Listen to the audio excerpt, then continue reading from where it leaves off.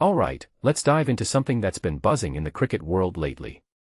You've probably seen the headlines. Brett Lee, the legendary Australian fast bowler, just dropped a bombshell by naming Jacques Kallis as cricket's GOAT, not Sachin Tendulkar.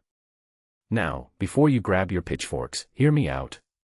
This isn't just another who's better debate, it's a fascinating insight into how we define greatness in cricket.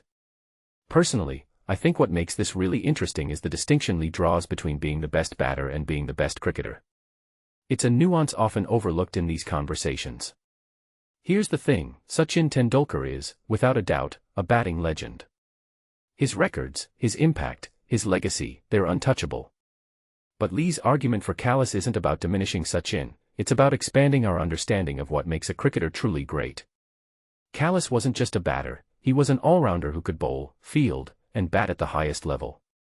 And let's be honest, in a sport as multifaceted as cricket, that versatility is a game-changer.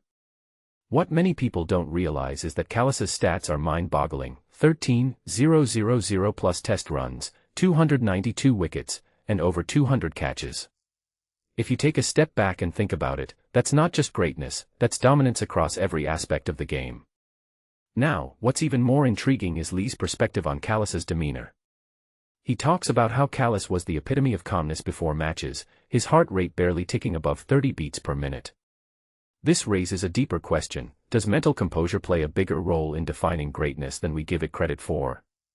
In my opinion, it absolutely does. Cricket isn't just about physical skill, it's about handling pressure, staying consistent, and performing when it matters most.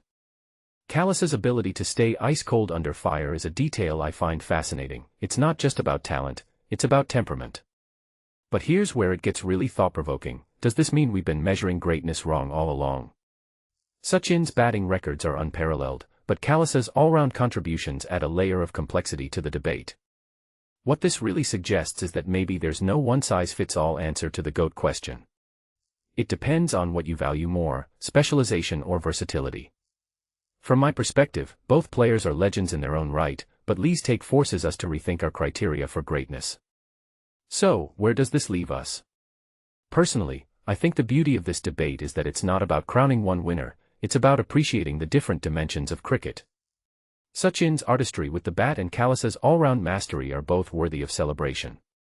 What makes this really interesting is how it challenges us to look beyond the obvious and consider the broader impact of a player. One thing that immediately stands out is how much we still have to learn from these legends, not just about cricket, but about what it means to be truly great in any field. As we wrap this up, I'll leave you with this: if you had to pick one quality that defines greatness, specialization or versatility, what would it be? And more importantly, why? Let me know in the comments. Because, at the end of the day, it's not just about who's the best, it's about what we value most in the game we love.